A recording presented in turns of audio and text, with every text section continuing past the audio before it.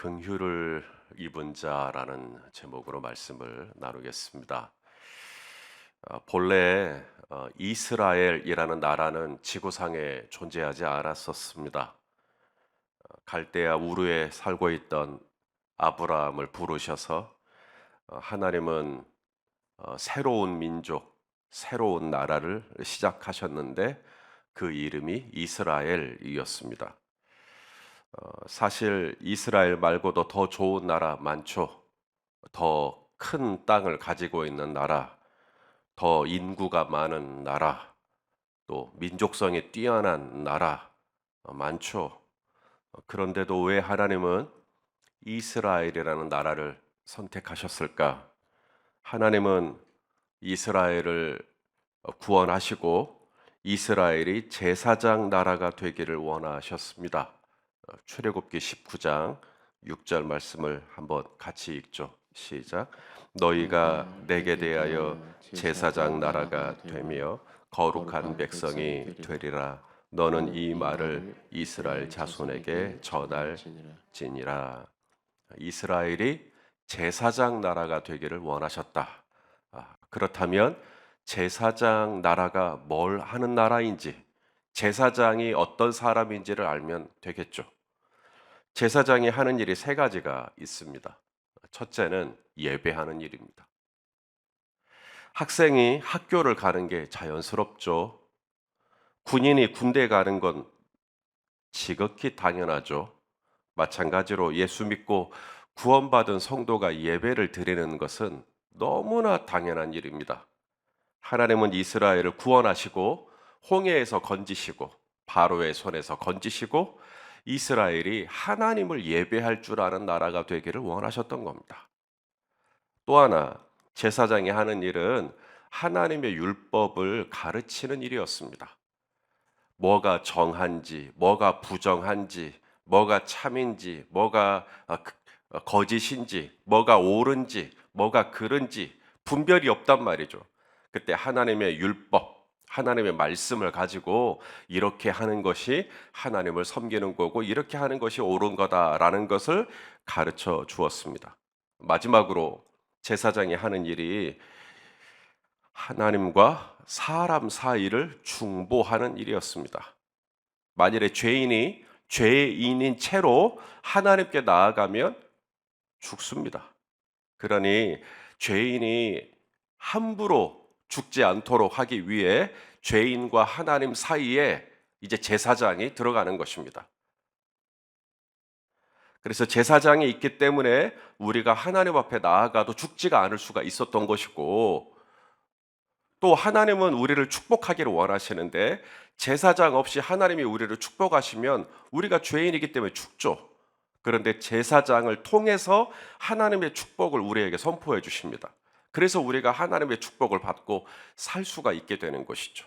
이처럼 하나님과 인간 사이에 중간자 역할, 중보의 역할을 하기 위해 하나님은 제사장을 두셨습니다. 하나님은 이스라엘이 바로 이런 제사장 나라가 되기를 원하셨던 거죠.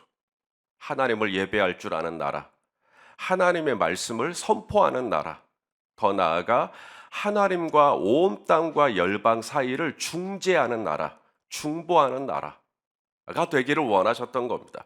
하나님은 온 땅과 열방을 축복하기를 원하는데 그 축복의 통로로 이스라엘이 되기를 원하셨던 거죠. 그래서 이스라엘을 선택하셨던 것입니다. 하지만 이스라엘은 이 역할을 실패했습니다. 이스라엘은 하나님이 자신들을 선택했다라고 하는 선민, 하나님이 우리를 선택했다. 나는 선택받은 백성이다라고 하는 선민 사상에 푹 빠져 있었습니다. 이스라엘이 하나님의 택함을 받은 건 맞지만 하나님은 이스라엘만 구원하시려고 이스라엘을 선택하신 게 아니었거든요.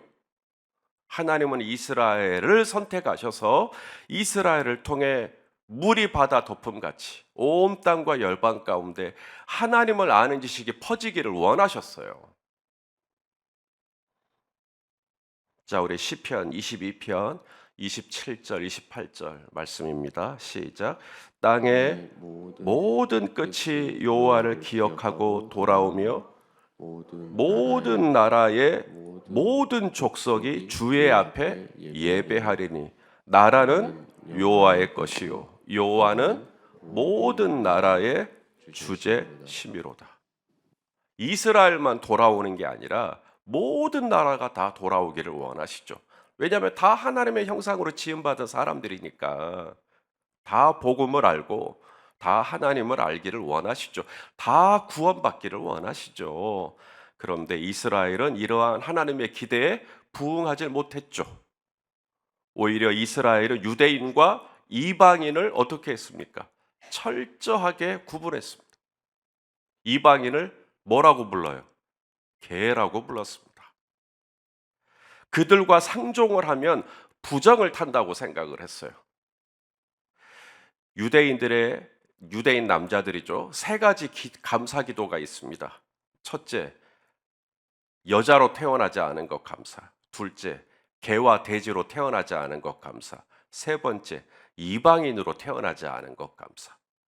이처럼 유대인들은 철저하게 이방인들을 혐오했습니다. 이방인들을 배제했어요. 이방인의 땅으로 진입할라 치면 돌아갔어요. 돌아가면 돌아갔지 이방인들하고는 상종하지 않았습니다. 그러니 제사장 나라로서 온 나라와 민족과 족속을 축복하기를 원하시는 하나님의 마음에 이스라엘은 부응하지 못했습니다. 자, 그럼 어쩌면 좋을까요? 이스라엘은 열방으로 나가질 않는데 예루살렘과 유대와 사마리아와 그 다음 땅끝까지 가야 되는데 이스라엘은 하나님의 선택받은 민족이라고 좋아만 하면서 전혀 그 축복을 열방을 향해 흘려보내지 않는다고 한다면 어떻게 하면 좋을까? 이스라엘을 선택한 게 실패인데. 그래서 하나님께서 모든 나라와 민족이 하나님을 알고 하나님께 돌아오기를 간절히 바라셔서 하나님은 이 땅에 성령을 부어주시고 그리고 사도 바울을 선택하셔서 사도 바울이 이제 이방인으로 향하여서 이방인에게 복음을 전할 수 있도록 그렇게 하셨습니다. 왜 사도 바울일까? 그 많고 많은 사람들 중에 하나님은 왜 사울을 선택하셔서 바울이 되게 하셨을까? 하나님이 사도 바울을 선택하신 이유를 설명을 하려 치면 부족해요, 시간이. 왜냐하면 이유를 여러 가지를 찾을 수 있으니까요. 하나님이 사도 바울을 선택한 이유를 역사적으로, 신학적으로, 성경적으로, 글 잘 쓰시는 분들은 한 권의 책 아니면 수십 권의 책으로 낼 수도 있을 것 같다는 생각을 해봅니다. 그 많고 많은 이유 중에 오늘 새벽에 저는 딱 하나만 간단하게 이유를 좀 찾아보자면 하나님이 왜 사도 바울을 선택하셨을까? 바울의 이 언어 때문입니다. 바울은 먼저 유대인입니다. 히브리인이에요. 이스라엘 사람입니다. 나는 히브리인 중에 히브리인이요. 바울은 이스라엘 사람이에요. 그런데 바울은 길리기아 다소라고 하는 지역에서 태어났습니다. 이 길리기아 다소는 이 길리기아 지방에 있는 다소라고 하는 도시를 의미하는 건데 이 다소, 타르소스라고 하는 이 도시는 이스라엘에 없어요. 그러니까 이스라엘에서 태어나지 않은 이스라엘 사람인 겁니다. 길리기아 다소는 어디에 있는가? 오늘날 터키 남쪽의 해안에 있습니다. 거기는 로마가 다스리는 곳이요. 우리 자녀들이 다 한국 사람이죠. 그런데 만일에 우리 자녀들이 미국에서 태어나잖아요. 그럼 어떻게 되는지 아십니까? 이 아이들은 태어나자마자 미국의 시민권을 갖게 됩니다.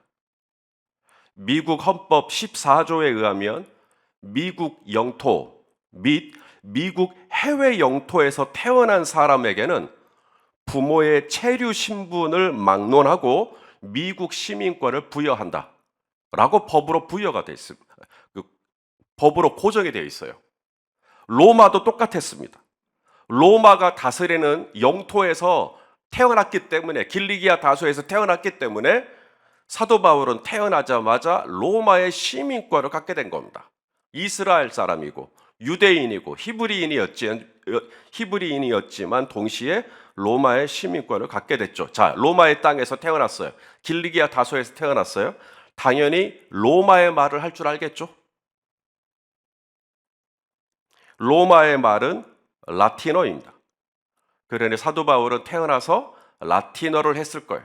그리고 그의 부모는 유대인이니까 당연히 유대인들이 쓰는 아람어를 했을 것입니다. 그래서 집에서는 엄마 아빠랑 아람어로 소통을 하고 밖에 나가서는 라틴어로 소통을 했을 거예요. 또한 사도 바울은 바리새인 중에 바리새인이라고 그랬습니다. 유대인이었지만 동시에 종교적으로 바리새인이었어요. 바리새인은 구약의 히브리어를 또 해야 합니다. 히브리어를 오늘 본문에도 보면 시편 27편을 막 인용하죠. 이 바리새인 중에 바리새인으로서 그는 또 히브리어를 또 할 줄 아는 사람이었습니다. 그 다음 또 하나, 당시에 이 로마 제국은 라틴어를 쓰지만 동시에 헬라어를 또 씁니다. 헬라 시대였으니까요. 그래서 로마를 비롯해서 그 외에 많은 소아시아 국가들이 전부 다 헬라어를 썼기 때문에 사도 바울은 헬라어에도 능통했습니다. 자, 정리를 해보면 아람어, 유대인의 말, 히브리어, 라틴어, 그리고 헬라어까지요. 예수님이 십자가에 못 박혔을 때 예수님 십자가 명패에 죄목이 달려있죠. 유대인의 왕 예수. 죄목이 적혀 있는데 이게 히브리어와 라틴어와 헬라어로 적혀 있었습니다. 자, 우리 요한복음 19장 20절 말씀을 읽어보시죠. 시작.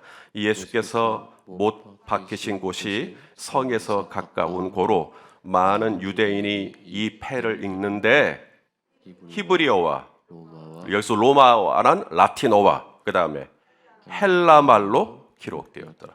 이걸 사도 바울은 다 해요. 이 언어를 자연스럽게 씁니다. 사도행전에 보면 사도 바울이 로마의 장교였던 천부장, 백부장보다 더 위에가 천부장이에요. 이 천부장하고 헬라어로 소통을 합니다. 사도행전 21장 37절을 보겠습니다. 시작. 바울을 데리고 영내로 들어가려 할 그때에 바울이 천부장에게 이르되 내가 당신에게 말할 수 있느냐 이르되 네가 헬라 말을 아느냐? Can you speak to you? 내가 당신에게 말할 수 있겠습니까?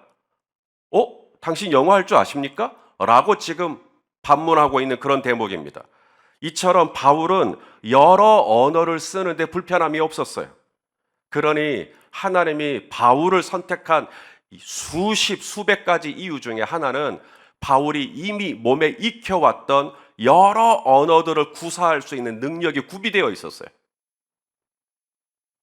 그래서 하나님은 이 사도 바울을 선택하시고 다메섹으로 가던 사울을 만나시고 그 사울이 바울이 되게 하셔서 그가 기본적으로 내장되어 있는 이 언어의 다양한 능력들을 기반으로 해서 유대인뿐만 아니라 이방인에게까지 하나님 아버지를 아는 이 복음이 선포되어지는 도구로 바울을 쓰실 수가 있었던 겁니다. 하나님은 왜 그토록 이방인을 구원하려 하실까요? 아브라함을 통해 이스라엘을 시작할 때부터 하나님의 마음은 처음부터 온 땅과 온 민족이었어요. 다메섹으로 가서 교회를 핍박하려고 했던 사도 바울을 사울아 사울아 라고 부를 때부터 하나님은 이미 예수의 복음이 온 땅 가운데 퍼질 것을 머리에 염두에 두고 사울을 선택하신 것입니다.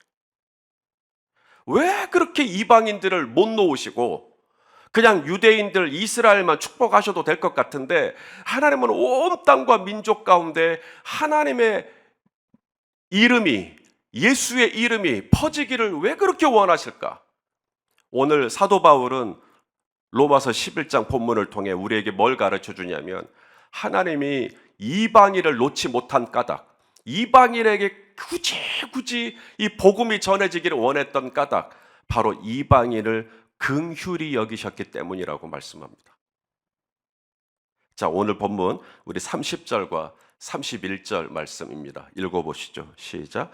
너희가 전에는 하나님께 순종하지 아니하더니 이스라엘이 순종하지 아니하므로 이제 긍휼을 입었는지라. 이와 같이 이 사람들이 순종하지 아니하니 이는 너희에게 베푸시는 긍휼로 이제 그들도 긍휼을 얻게 하려 하심이라. 바로 이 긍휼, 그 다음 절에도 긍휼, 계속해서 긍휼. 우리가 구원받은 이유가 바로 이 긍휼. 나를 긍휼히 여겨주셨다. 우리 하나님이 나 같은 죄인을 긍휼히 여겨주셨다. 우리가 구원을 받을 만한 자격이나 조건이 돼서가 아니라는 겁니다. 그럼 긍휼이 아니죠. 우리의 행위를 따져서 또 우리의 족보를 따져서 우리를 긍휼히 여기신 게 아니라는 겁니다. 돌 감람나무 가지로서 우리가 맺을 수 있는 열매란 차마 입으로 말하기도 부끄러운 그런 죄들 뿐입니다. 그런데 예수 믿는 복음을 전해주시고 예수 그리스도의 십자가의 사랑에 믿어지게 하시고 하나님을 아버지라 부르는 자녀가 되게 하신 이 놀라운 영원한 생명을 소유한 하나님 나라의 백성이 되게 하신, 도대체 그 이유가 뭐냐? 나 같은 죄인을 불쌍히 여겨주셨기 때문입니다. 성도 여러분, 하나님은 지금도 저와 여러분을 긍휼히 여기고 계십니다. 내가 하나님 뜻대로 살려고 해도 긍휼히 여겨주시지만 내가 하나님 뜻대로 살지 못해도 더 긍휼히 여겨주십니다. 우리가 손가락이 10개가 있는데 아파요. 한쪽 손가락이. 그러면 그 아픈 손가락 때문에 나머지 9이 신경을 써요. 손에 물을 묻힐 때도 이 아픈 손가락을 신경을 쓰듯이 내가 넘어지고 내가 또 하나님 뜻대로 하려고 했는데 잘 안 되고 내가 또 죄 가운데 빠지고 그럴 때 하나님은 그 아픈 나를 위해서 더 긍휼히 여겨주시고 더 불쌍히 여겨주시고 마침내 내가 하나님의 거룩한 백성이 될 수 있도록 하나님의 거룩한 뜻 가운데 살아낼 수 있도록 나를 세워주시고 붙잡아주시고 나를 구원을 받게 하여 주시는 이 놀라운 은혜. 내가 잘해서가 아니라 내가 뛰어나서가 아니라 그건 목사님이니까. 여러분, 목사라는 직분은 천국 문턱에도 못 가요. 오직 저와 여러분이 구원을 받을 수 있다면 저와 여러분의 직분 때문에 구원받는 게 아니라 하나님이 나 같은 죄인을 긍휼히 여겨주셨기 때문에 구원받는 겁니다.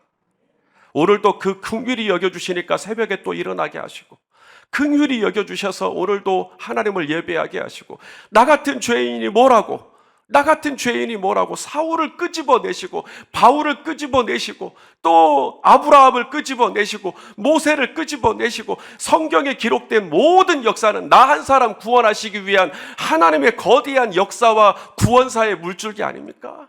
내가 뭐라고? 근데 나를 긍휼히 여기셔서 마침내 나 구원받게 하기 위해서 하나님은 이 모든 열심을 행하셨던 것이죠. 그래서 우리에게 소망이 있는 겁니다.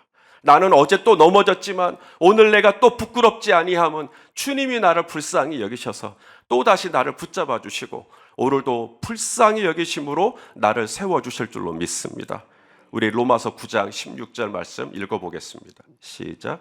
그런즉 원하는 자로 말미암음도 아니요 다른 박질 하는 자로 말미암음도 아니요 오직 긍휼히 여기시는 하나님으로 말미암음이니라. 내가 원한다고, 내가 다름박질한다고, 내가 애쓴다고 되는 거 아니에요. 내가 뭔가를 했는데 됐다? 그러면 내가 잘해서가 아니라, 내가 다름박질을 잘해서가 아니라 뭘 했는데 됐어요? 하나님이 나 같은 죄인을 불쌍히 여겨주셨던 거예요. 자, 베드로전서 2장 10절 하나만 더 읽어요. 시작. 너희가 전에는 백성이 아니더니 이제는 하나님의 백성이요 전에는 긍휼을 얻지 못하였더니 이제는 긍휼을 얻은 자녀라. 그러니까 내가 원래는 하나님의 백성이 아니죠. 이방인이었죠. 그런데 내가 이제는 예수를 믿고 하나님의 백성이 된 것은 내가 혈통적으로 믿음이 3대다 4대다 그래서 구원받은 게 아니라는 겁니다. 긍휼을 입었기 때문이라.